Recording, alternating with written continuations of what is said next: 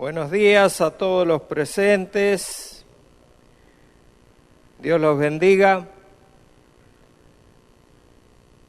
Vamos a comenzar porque ya es la hora.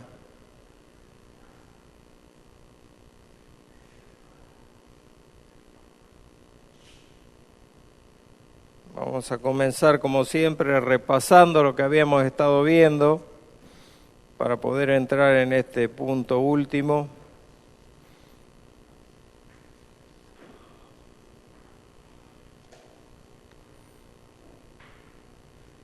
Habíamos visto el domingo pasado el apartado 1, el párrafo 1, apartado 5, que dice: a quien dio desde toda la eternidad un pueblo para que fuera su simiente y para que a su tiempo lo redimiera, llamara, justificara, santificara y glorificara.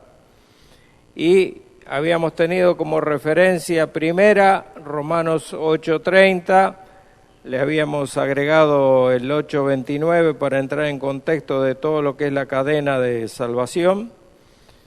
Habíamos estado viendo eso y habíamos terminado con un hermoso versículo de Isaías 55, 4, 5, que habla de Cristo como testigo. Y dice Isaías: he aquí que yo lo di por testigo a los pueblos, por jefe y por maestro a las naciones. He aquí llamarás a gente que no conociste, y a gente que no te conocieron correrán a ti, por causa de Jehová tu Dios y del Santo de Israel que te ha honrado. Al decir testigo dijimos que quiere significar que Él dio testimonio. Cristo dio testimonio, y habíamos citado dos párrafos de la Escritura. Uno está en Juan 18:37 y el otro en Apocalipsis 1:5, que hoy lo vamos a leer, no lo leímos el domingo pasado. Juan dice: le dijo entonces Pilato: luego ¿eres tú rey? Respondió Jesús: tú dices que yo soy rey, para esto he nacido y para esto he venido al mundo, para dar testimonio a la verdad. Todo aquel que es de la verdad oye mi voz. Y Apocalipsis 1:5 dice: y de Jesucristo, el testigo fiel, el primogénito de los muertos y el soberano de los reyes de la tierra, al que nos amó y nos lavó de nuestros pecados con su sangre. Jesucristo como testigo, como el único testigo fiel.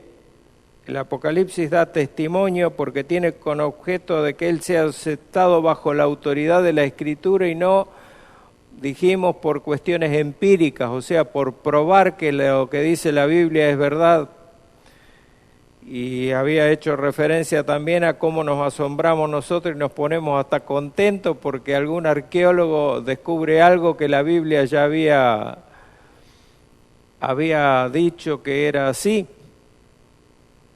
Entonces nos ponemos contentos porque está afirmando lo que la Biblia dice, cuando eso lo que hace es dar prueba de nuestra poca fe. Porque en realidad nosotros tenemos que creer lo que la Biblia dice, si es que somos creyentes realmente. La Biblia es verdad, la Biblia está desde principio a fin inspirada plenamente, o sea, inspiración plenaria, inspirada plenamente por Dios. Y todo lo que han escrito cada uno de los 40 escritores que tuvo la Biblia han sido por inspiración divina, no por ocurrencia propia. O sea que no hay ninguna necesidad de que algún arqueólogo, algún científico nos pruebe que lo que dice la Biblia ha sido verdad o es verdad. Sino eso da prueba de nuestra poca fe. Bueno, entonces hasta ahí quedamos. Dijimos que Cantares es uno de los libros menos leídos de la Biblia, porque muchas veces o se malinterpreta o no se logra hacer una exégesis correcta de lo que Salomón quiere expresar respecto a Cristo, respecto a la iglesia ahí. Y Cantares 1:4 que habíamos citado dice, atráeme. Y luego dice, en pos de ti correremos. Y también habíamos hecho referencia a Juan 6:44 que dice, ninguno puede venir a mí si el Padre que me envió no le trajere. Eso da muestras claras de la elección que se ha hecho desde antes de la fundación del mundo para que los creyentes vengan a Cristo a su tiempo. Entonces entramos en el apartado 2, subpunto 1. El Hijo de Dios, la segunda persona de la Trinidad, dice la declaración, siendo Dios verdadero y eterno. Esta es una afirmación que vamos a desarrollar. Dios verdadero y eterno, resplandor de la gloria del Padre, consustancial con aquel e igual a Él que hizo el mundo y quien sostiene y gobierna todas las cosas que ha hecho. Cuando llegó la plenitud del tiempo, tomó sobre sí la naturaleza de hombre, con todas sus propiedades esenciales y con sus debilidades concomitantes, aunque sin pecado, siendo concebido por el Espíritu Santo en el vientre de María Virgen.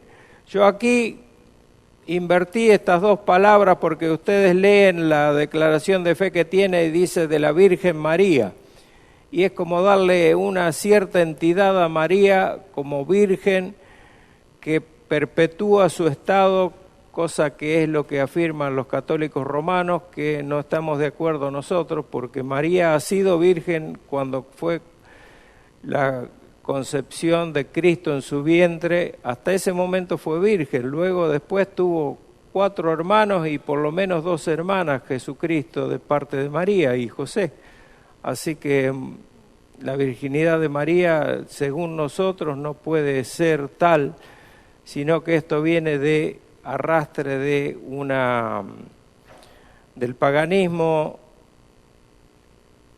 que yo no voy a entrar en ese tema, pero antes las vírgenes concebían dioses y seguían siendo vírgenes.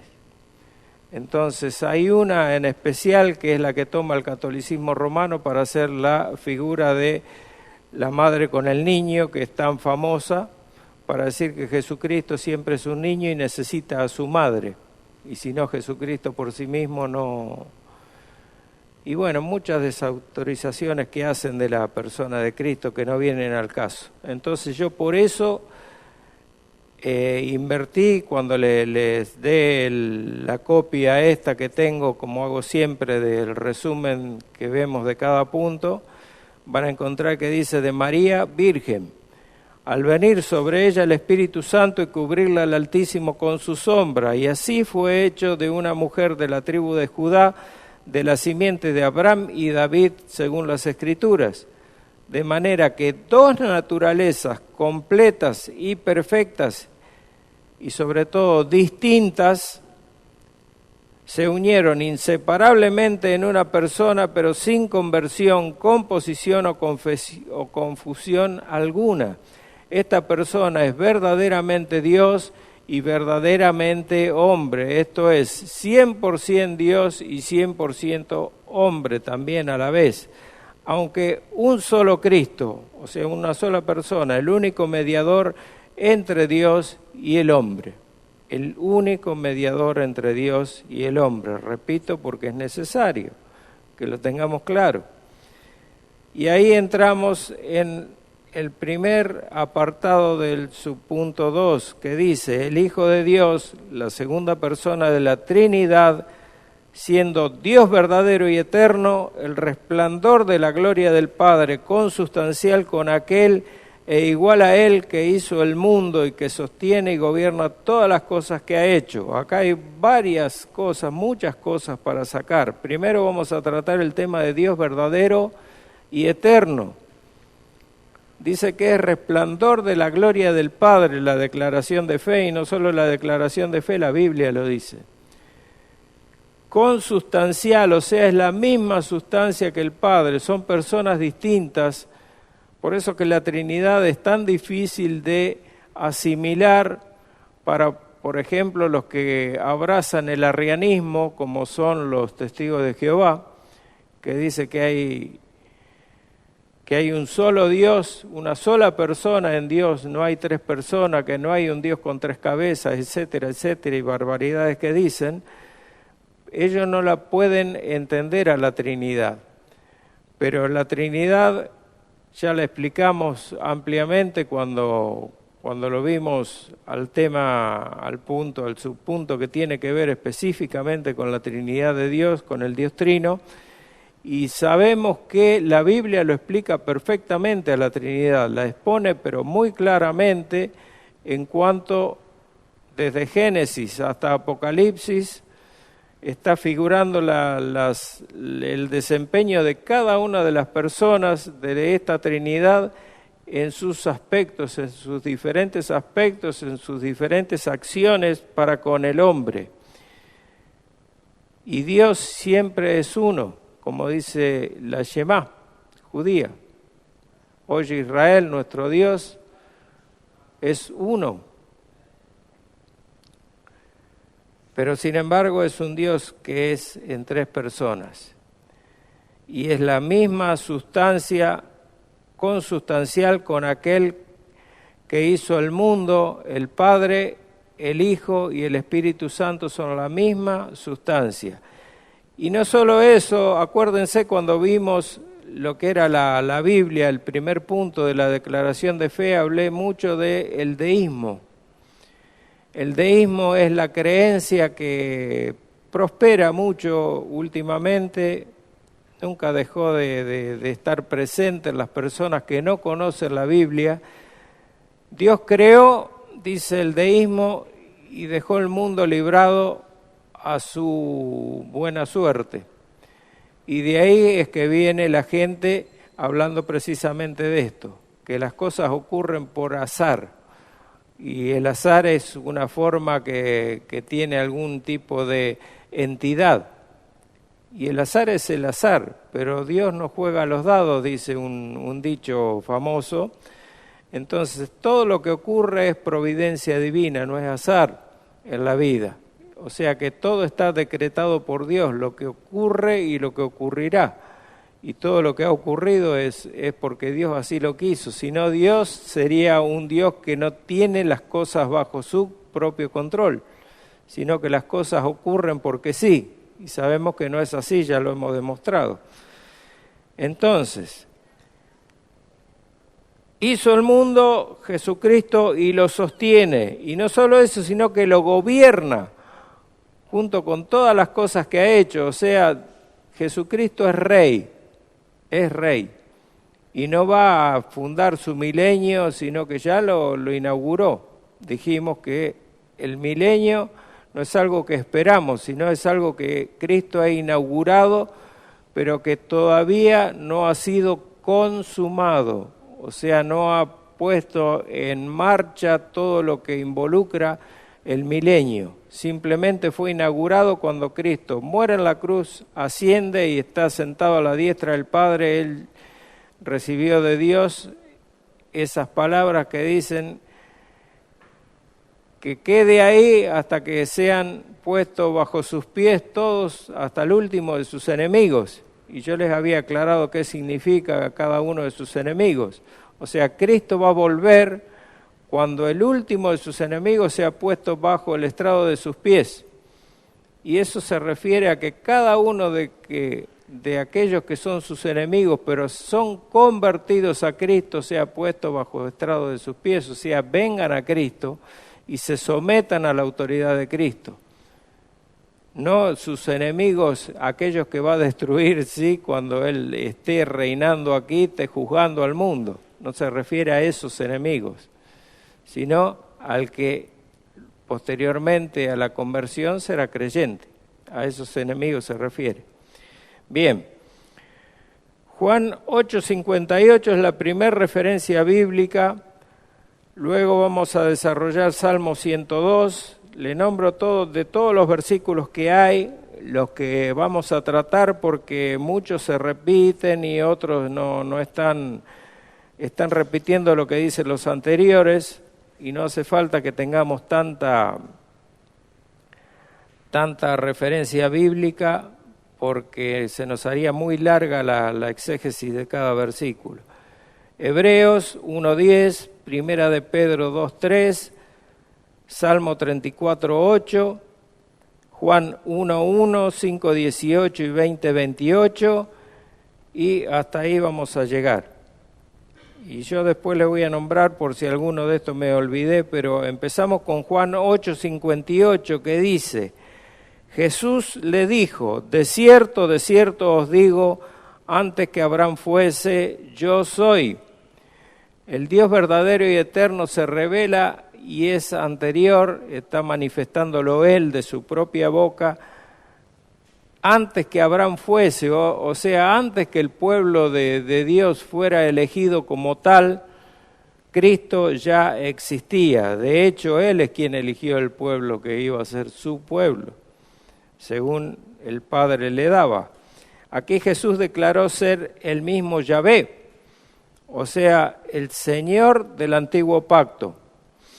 Podemos encontrar pasajes conocidos que emplean esta expresión, por ejemplo, Hechos 3:14, Deuteronomio 32:39, Isaías 41:4 y 43:10, en los cuales Dios declara que Él mismo es el Dios eterno que se reveló a aquellos judíos del antiguo pacto.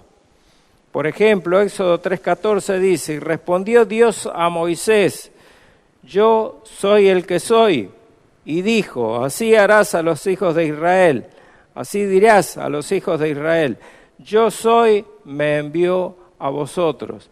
¿Qué nos da esto? Nos da una presencia eterna, antes, durante y después del tiempo. Dios es, no yo fui, ni yo seré.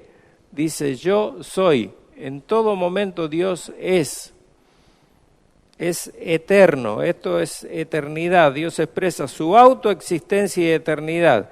Yo soy el que es y será, el mismo Dios en todas las edades, el mismo Dios en todas las edades. No es el Dios del antiguo pacto que leemos en el antiguo pacto, Antiguo Testamento, un Dios diferente al del nuevo pacto, el pacto de gracia, por ejemplo. Es el mismo Dios, exactamente el mismo.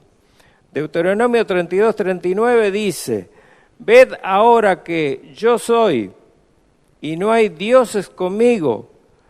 Yo hago morir y yo hago vivir.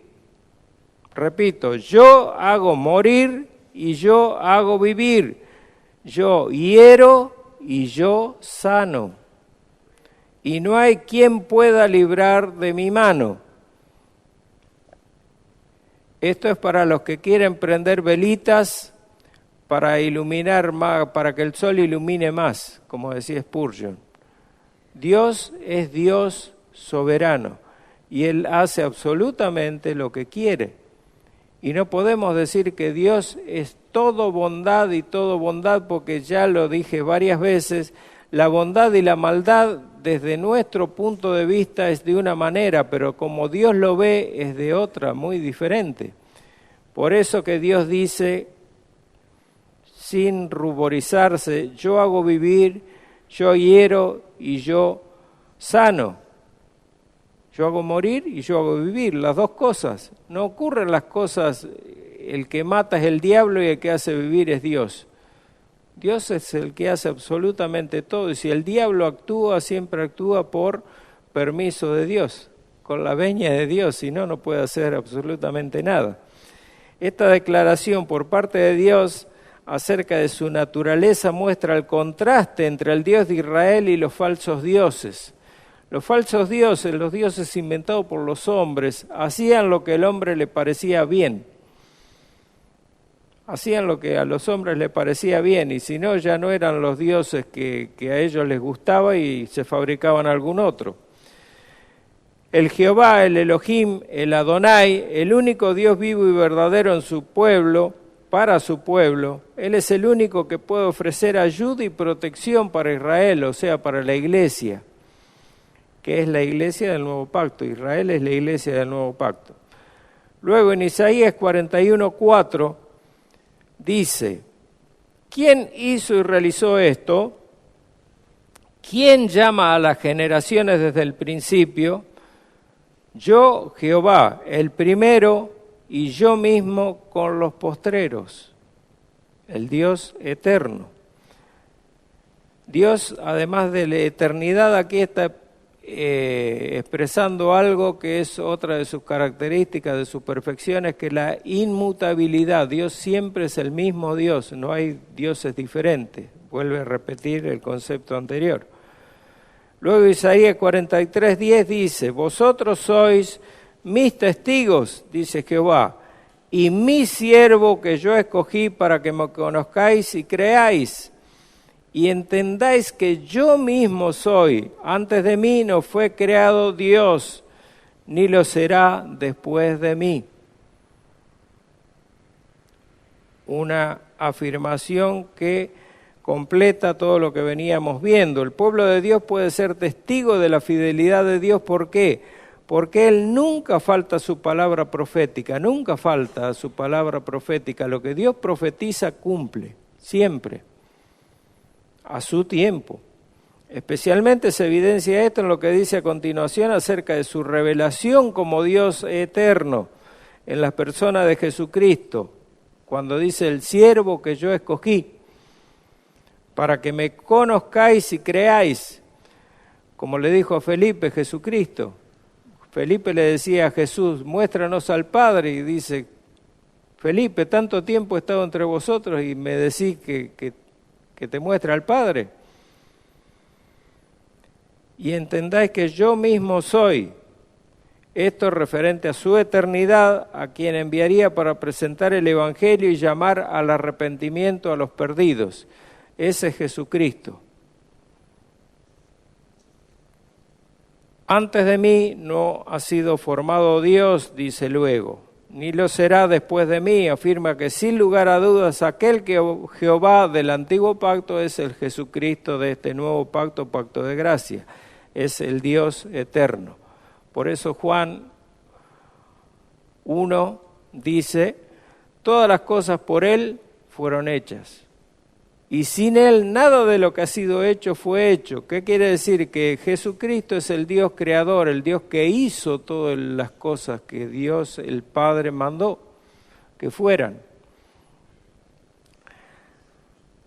Salmo 102:25, que está en concordancia con Hebreos 1:10, lo tenemos que ver como paralelos, como pasajes paralelos a estos dos.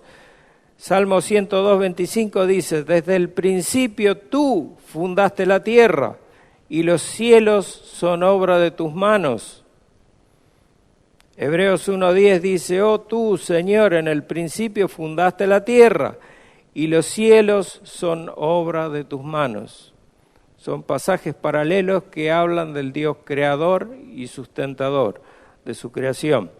Luego, Primera de Pedro 2:3, que va con Salmos 34:8 como paralelos, dice, Primera de Pedro: si es que habéis gustado la benignidad del Señor. Y Salmo 34:8 dice: gustad y ved que es bueno Jehová, dichoso el hombre que confía en Él. Amplía un poquito lo que Pedro dice. El apóstol Pedro cita aquí el Salmo 34:8, como leímos recién, exactamente, casi en forma calcada lo expresa, dejando explícita la eternidad de Jesucristo como Dios verdadero. Y como dice el enunciado de la declaración de fe, dice: el resplandor de la gloria del Padre, consustancial con aquel e igual a Él que hizo el mundo y quien sostiene y gobierna todas las cosas que ha hecho. Por eso dice Pedro: si habéis gustado la benignidad del Señor, y luego el Salmo dice: dichoso el hombre que confía en Él. Eso habla de fe, de creer que la Biblia lo que dice la Biblia es verdad. Luego tenemos los pasajes de Juan 1:1, 5:18 y 20:28 que vamos a leer. En el principio era el Verbo, dice Juan, y el Verbo era con Dios y el Verbo era Dios.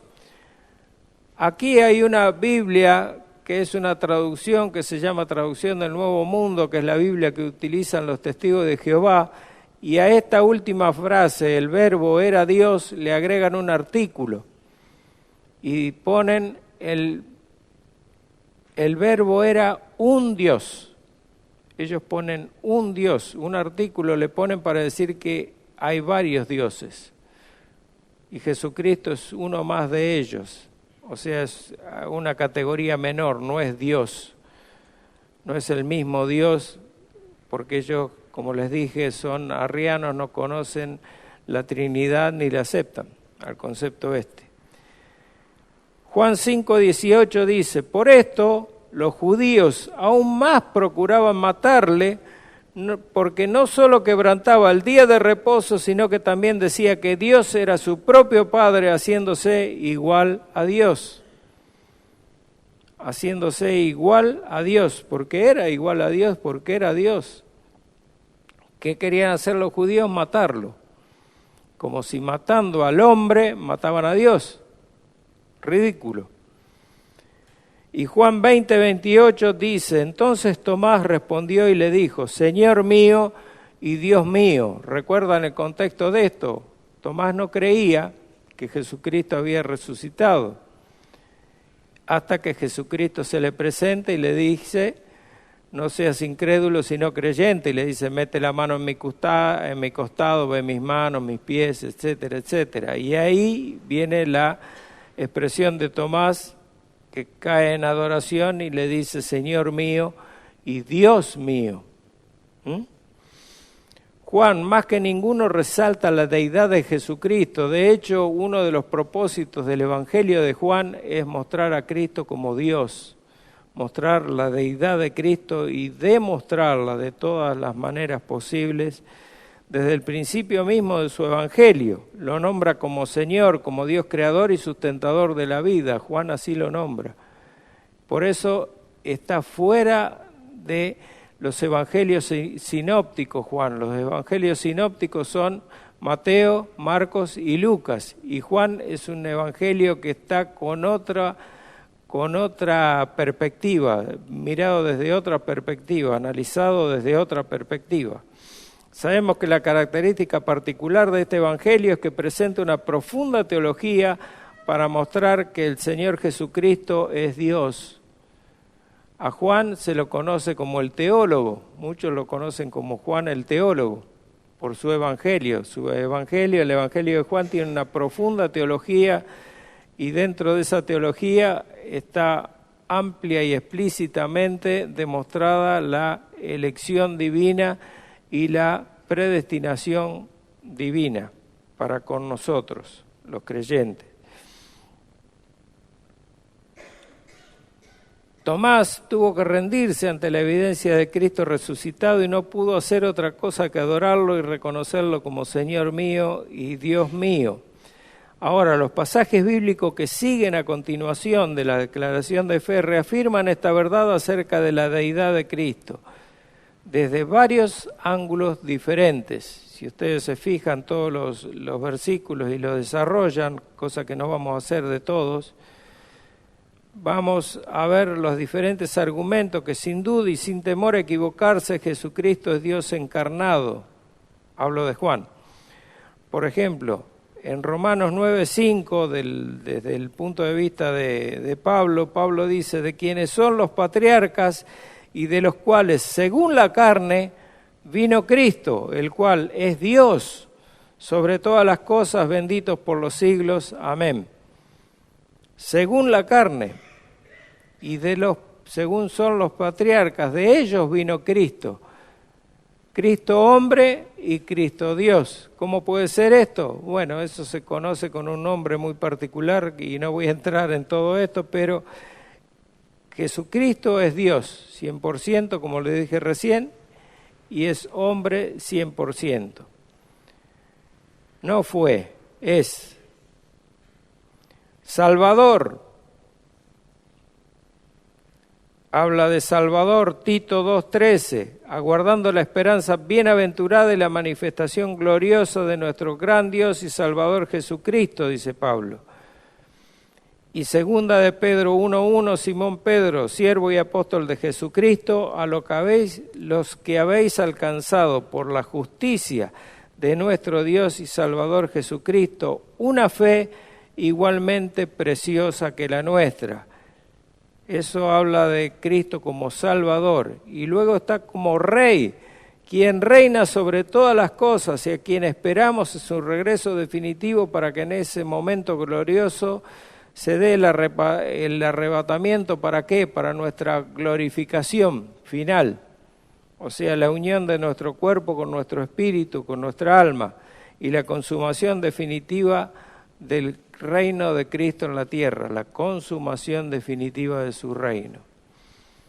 Hebreos 1, 8 y 9 dice, mas del Hijo dice, tu trono, oh Dios, por el siglo del siglo, cetro de equidad es el cetro de tu reino.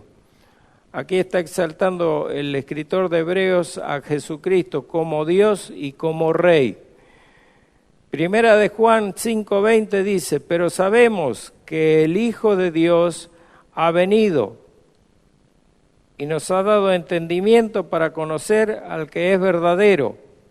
Y estamos en el verdadero, en su Hijo Jesucristo.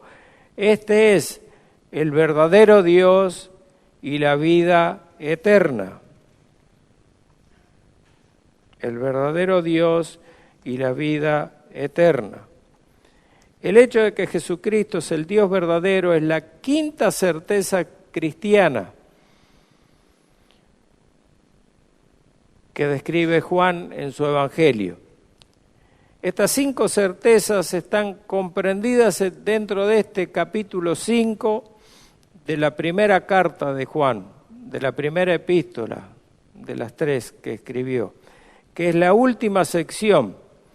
Y lo podemos ver si ustedes van a primera de Juan 5, de los versículos 13 al 20. Ubíquense ahí y van a poder seguir lo que les voy a explicar a continuación.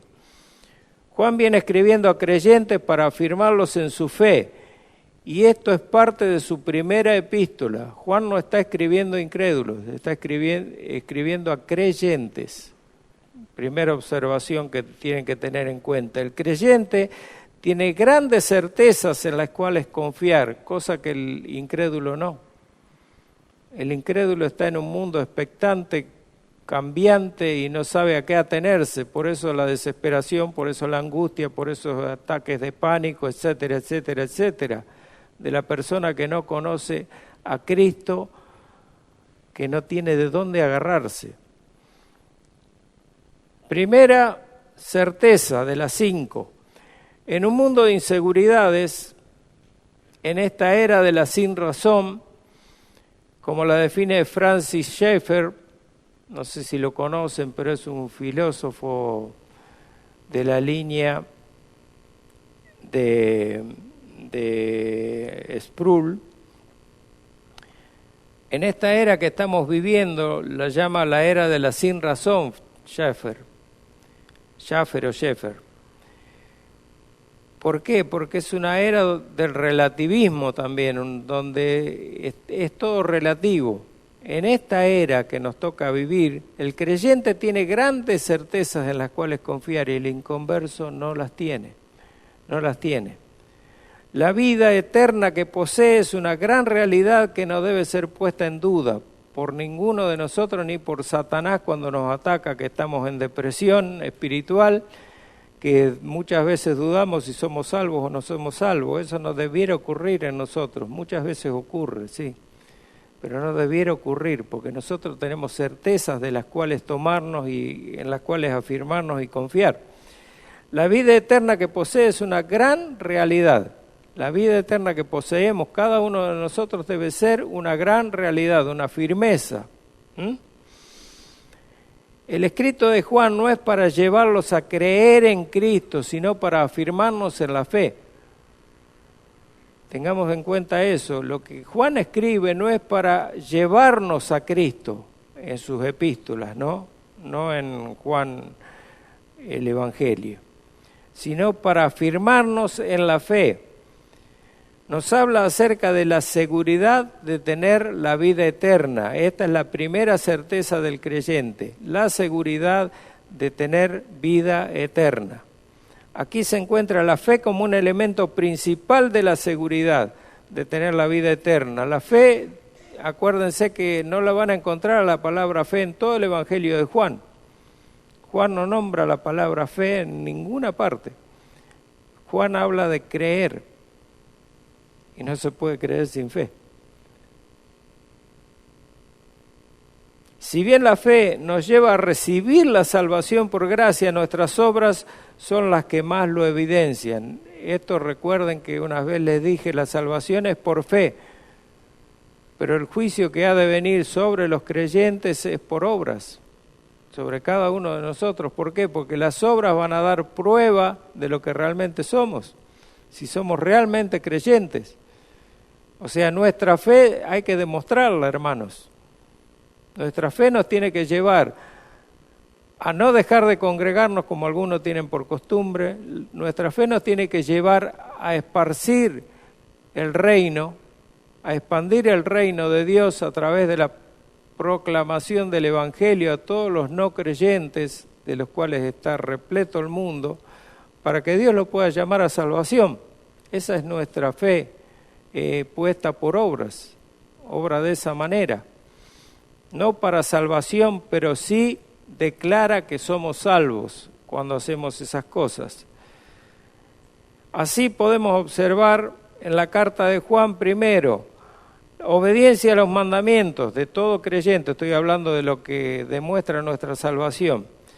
La obediencia a los mandamientos, como les decía recién, no dejando de congregarse, por ejemplo, como algunos tienen por costumbre. El amor a los hermanos. Acuérdense que Jesús había sintetizado los 10 mandamientos en 2, que eran ¿cuáles? Amar a Dios por sobre todas las cosas, con toda nuestra alma, con todo nuestro corazón, con todas nuestras fuerzas, y a su prójimo, a nuestro prójimo, como a nosotros mismos. La afirmación de la fe, nuestra fe puesta a prueba, significa eso. Después, la pureza de vida. Nosotros debemos esforzarnos por santificarnos y vivir una vida pura. Es muy difícil, hermanos, es difícil esto en la práctica, porque siempre tenemos caídas, tropiezos y muchas cosas que nos lleva la carne a hacer que no debemos. Sabemos que no debemos, pero lo hacemos.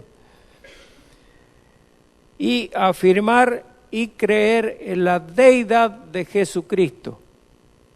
Afirmarnos en esa creencia de que Jesucristo es Dios. Eso es una parte esencial de la fe cristiana. Cuando hacemos una observación de nuestras vidas, como decía yo en ese comentario que hice por WhatsApp, nos autoexaminamos y con las obras que efectuamos nosotros en nuestra vida podemos determinar si realmente somos salvos o no. Porque Juan dice que el que es de Dios, el que es salvo, el que es regenerado, no practica el pecado. El pecado, la práctica del pecado es de una persona inconversa, una persona que no ha sido regenerada. No es que no podamos pecar, podemos pecar, y si así lo decidimos, lo hacemos. Pero tenemos algo que es una conciencia que trabaja con el Espíritu Santo y nos lleva a los pies de Cristo a confesar nuestros pecados, porque no podemos estar con eso. Cuando lo hacemos y cuando nos damos cuenta que hemos hecho lo que no debemos, venimos a Dios en arrepentimiento. Segunda certeza, la segunda certeza que el creyente tiene es que sus oraciones son contestadas. Pide todo lo que quieras. dice Juan, pero debemos notar que hay ciertos aspectos que debemos tener en cuenta si queremos pedir lo que queramos. Primero, debemos ser salvos. Los que anotan les voy a dar para que tengan ahí, busquen, así no lo hacemos tan largo. Primera de Juan 3, 21 y 22, Juan 15, 7. Debemos también confesar el pecado, según el Salmo 66, 18 y Primera de Pedro 3, 7. También debemos darle gloria con lo que pedimos, debemos glorificar a Dios con lo que pedimos. Por eso que muchas veces la voluntad de Dios nosotros la sabemos, pero no la queremos creer, ¿no? Porque lo que queremos hacer no es para la gloria de Dios, sino para nuestra propia gloria. Y nos excusamos diciendo, ¿será esto la voluntad de Dios? Cuando sabemos en nuestro interior que no es voluntad de Dios, sino nuestra, es para satisfacer nuestro propio deseo. Eso está en Juan 14, 13 y 14. Juan 14, 13 y 14. Lo debemos hacer en sumisión, según leemos en Lucas 22, 42. Y por último, debemos tener deleite en Dios y en las cosas que le pedimos a Dios. Juan 16, 23, 24 y Salmo 37, 4. Entonces, Juan no prohíbe la oración, pero en algunos casos no la recomienda porque no será respondida. En muchos casos no la recomienda, en muchos casos nosotros pedimos por enfermos, por ejemplo. Pero Juan dice, no pido que se hagan oraciones cuando son para muerte, cuando las cosas que Dios hace son para muerte. Y nosotros no sabemos cuáles son, pero sabemos que es una oración que tal vez no sea contestada. Depende cómo lo considere Dios a la persona por la cual estamos pidiendo. Porque la voluntad de Dios se hará de todas maneras porque Él ejerce su voluntad, no la nuestra. No torcemos, hay un corito de la iglesia que cantamos, a mí me gusta, pero no es la verdad, que dice que fe mueve la mano de Dios, como queriendo decir que lo que nosotros expresamos como fe en nuestras oraciones va a mover a Dios a hacerlo. No es así, no es así. Nosotros no torcemos la mano de Dios. ¿Sí, Roberto? Por ejemplo, en la oración que podemos hacer cuando una persona ya está destinada a partir del Señor, la oración puede ser, Señor, dale fuerza en este tiempo para que pueda soportar la prueba, no para que libre la prueba. Amén. Que la prueba vea la gloria de Dios. Nosotros debemos glorificar a Dios aún en nuestra enfermedad. De eso se trata, porque es para la gloria de Dios que Dios nos tiene en esa situación. Nosotros yo sé que no la entendemos, hermano, no la entendemos, porque el sufrimiento es uno de los grandes problemas de la humanidad. La mayor parte de la farmacología y de todo lo que son drogas, etcétera, etcétera, se hacen para combatir el dolor. Para combatir el dolor del ser humano, que es un problema terrible, tremendo, pero Dios así lo determinó. Hay grandes hombres de Dios que han sufrido, pero a horrores, y jamás han negado a Cristo ni han proclamado que sea un despropósito del Dios el que esté sufriendo así. Han muerto bajo unos sufrimientos tremendos. El mismo Spurgeon tenía un sufrimiento muy grande, él no se podía desplazar muy bien por problemas que tenía en su humanidad. El mismo R.C. Sproul, por ejemplo, hasta el último momento estuvo predicando con inyección de oxígeno porque no podía respirar. Pero siempre glorificaron a Dios aún en esa situación. Y nosotros cuando pedimos, muchas veces pedimos mal. Pedimos por enfermos que no conocen a Cristo para que Cristo los salve, para que no se los lleve, para que lo cure, para que lo sane. ¿Para qué? Para que se vaya al infierno. Tenemos que pedir que esa persona conozca a Cristo. Tenemos que ir y predicarle el Evangelio o hacer que alguien se acerque y le predique el Evangelio. Eso es lo primero que debemos pedir, que esa persona se salve, pero salve su alma. El cuerpo es transitorio. El cuerpo estamos hoy, ¿cuántos viviremos? 70, 80, 90, 100 años. Y después morimos, todos mueren. Todos mueren, ya lo vimos a eso, desde Adán para acá, para este lado de la eternidad, todos morimos, todos seguiremos muriendo. El cuerpo es algo que es un envase del alma, lo que Dios salva es nuestra alma, no es nuestro cuerpo. A nuestro cuerpo lo reemplaza por un cuerpo glorificado y eterno para que nosotros podamos ver y adorar su gloria por la eternidad. Pero este cuerpo, esta carne se deshace, se pudre y se agusana, y yo sé que no les gusta esta parte, pero es así, es así. Segunda certeza de creyente. Entonces, la tercera es la victoria sobre el pecado. Nadie que ha sido transformado por el nuevo nacimiento sigue viviendo en un patrón de continuo pecado, es lo que les decía recién. Somos liberados del pecado, y eso lo podemos leer en Romanos 6, 17 al 22.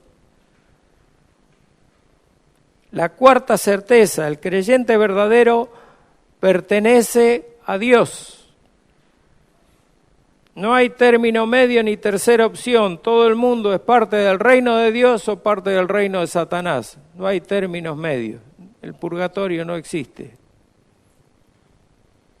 Romanos 6, 17, 22 dijimos, ahora el creyente verdadero pertenece a Dios, tiene como respaldo bíblico Lucas 11, 23.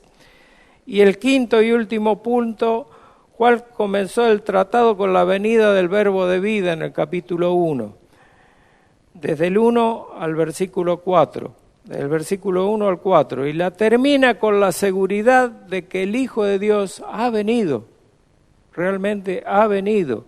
Nuevamente se expone la importancia, lo leemos acá, precisamente lo leímos al leer Juan 5, primera de Juan 5, nuevamente se expone la importancia enfática de creer en la deidad de Cristo y no adorar dioses falsos, sino al Dios vivo y verdadero, cuando Juan dice, hijitos, huid de la idolatría. Con esto terminamos el apartado 1 de el subpunto 2 o del párrafo 2. Y el domingo que viene continuamos. Esta sección de Cristo, el mediador de la declaración de fe, es larga. Yo la podía hacer más corta y podía ir comentando directamente la declaración de fe sin entrar en los versículos, pero me interesa, como esto es un discipulado, no solo la explicación de una declaración de fe, que ustedes, hermanos, vayan tomando nota de lo que los versículos dicen para que esto sea realmente para crecimiento, para edificación y no solo para conocimiento así espurio.